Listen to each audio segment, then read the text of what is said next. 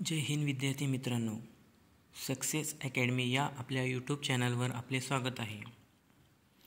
तर आपण या ठिकाणी एक टेस्ट सुरू केलेली आहे जी आपल्याला 10 मार्काची असणार आहे आणि याचे स्पष्टीकरण सुद्धा तुम्हाला याच ठिकाणी मिळणार आहे।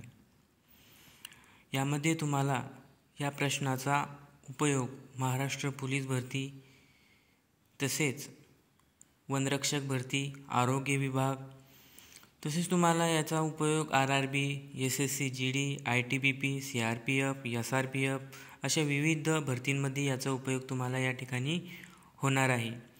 तुम्हाला जर या व्हिडिओबद्दल काही चुकीचे प्रश्न आढळले तर तुम्ही नक्की या आणि कमेंट करा आणि आपले चॅनल सबस्क्राइब आणि शेअर करा। चला तर आजच्या प्रश्नाला आपण सुरुवात करूया। आजचा प्रश्न पहिला आहे बघा, लोकसेवा आयोगाची स्थापना घटनेच्या कोणत्या कलमाने झाली आहे? याचे ऑप्शन आहे बघा। ऑप्शन ए कलम 371, ऑप्शन बी कलम 368, ऑप्शन सी कलम 329, ऑप्शन डी कलम 315। स्पष्टीकरण बघायचे, याचे उत्तर आहे ऑप्शन क्रमांक डी कलम 315। म्हणजेच लोकसेवा आयोगाची स्थापना ही कलम 315 नुसार झालेली आहे। मग 370 कलम ही जम्मू काश्मीरसाठी विशेष दर्जा देणारी आहे। तर कलम 368 ही घटना दुरुस्ती संदर्भातील कलम आहे। कलम 371 ही महाराष्ट्र आणि गुजरातला विशेष दर्जा देण्यासाठी आहे। प्रश्न दुसरा, वस्तू व सेवा म्हणजेच याला GST कराशी संबंधित घटना दुरुस्ती कोणती आहे? Option A 98, option B 96, option C 105, option D 101। याचे उत्तर आहे ऑप्शन क्रमांक डी 101वी घटना दुरुस्ती।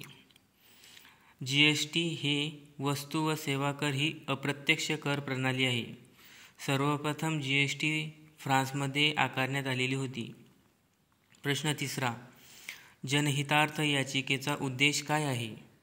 सामाजिक न्याय प्रस्थापित करणे, ऑप्शन बी सर्वसामान्य जनतेला पाठिंबा देणे, ऑप्शन सी व्यक्तिहित जोपासण्याचा प्रयत्न करणे, ऑप्शन डी सामाजिक समता प्रस्थापित करणे। याचे उत्तर आहे बघा ऑप्शन क्रमांक ए सामाजिक न्याय प्रस्थापित करणे। स्पष्टीकरण बघा, जनहित याचिका ही न्यायालयीन प्रक्रिया एक साधन आहे। जनहित याचिका भारतीय राज्यघटनेचे संरक्षण म्हणून महत्त्वाची भूमिका पार पाडते। पुढे बघा प्रश्न चौथा, भारत टिंबटिंब प्रकारचे लोकशाही आहे। ऑप्शन आहे ऑप्शन ए प्रत्यक्ष, ऑप्शन बी अप्रत्यक्ष, ऑप्शन सी अध्यक्षीय, ऑप्शन डी मिश्र। याचे उत्तर आहे ऑप्शन क्रमांक बी अप्रत्यक्ष।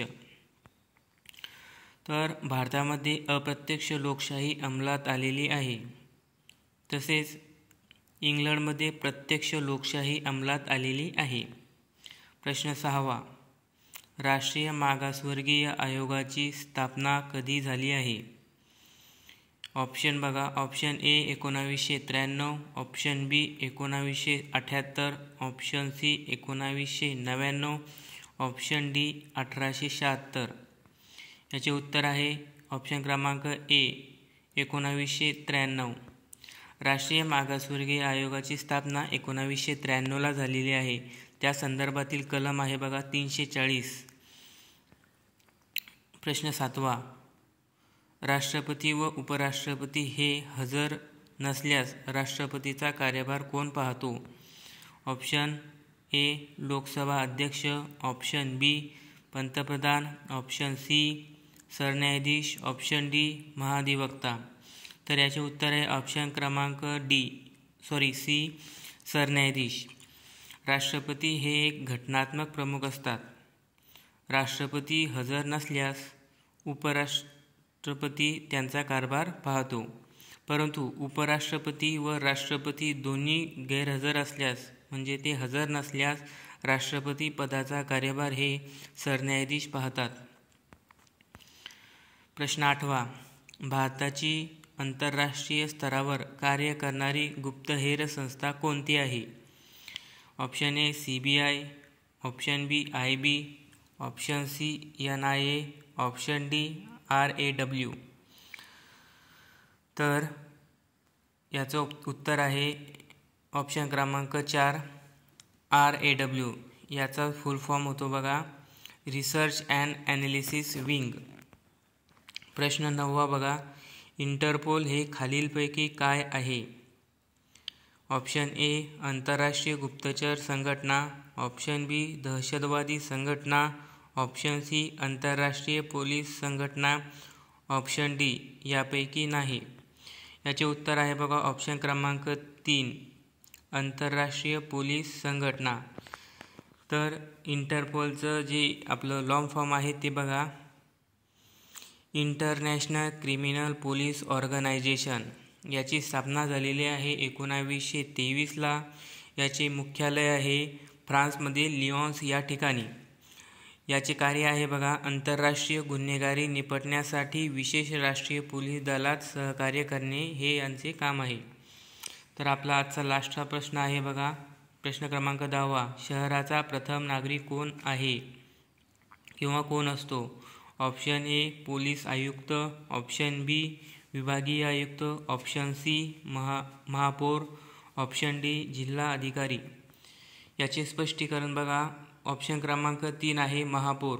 महापौर या पदाची निवड महानगरपालिकेतून निवडून आलेल्या सदस्यापैकी केली जाते. याची निवड ही 2.5 वर्षासाठी असते. तर बघा मित्रांनो, आपल्याला जर ही PDF हवी असेल तर समोर दिलेल्या लिंकवर आपण क्लिक करायचं आहे. तुम्हाला WhatsApp ग्रुपसुद्धा जॉईन करता येईल आणि त्यावर तुम्हाला ऑनलाईन टेस्टसुद्धा या ठिकाणी मिळेल. तसेच नोकरी संदर्भातील जाहिरातींची तुम्हाला लेटेस्ट अपडेट तुम्हाला या ठिकाणी मिळणार आहे. याच ठिकाणी आपले फ्री ऑनलाईन टेस्ट असणार आहे. तसेच SSC GD साठी तुम्हाला यूट्यूब चॅनलवर फ्री लेक्चर मिळणार आहे, ज्याच्यासाठी तुम्हाला अत्यंत महत्त्वाचे प्रश्न या ठिकाणी प्रोव्हाइड केले जाणार आहे. तसेच 1 लाइनरचे प्रश्न तुम्हाला या ठिकाणी मिळणार आहे. तर आपण या समोर दिलेल्या नंबरवरती मेसेज करा, तुम्हाला आपल्या ग्रुपला जॉईन करता येईल. धन्यवाद मित्रांनो.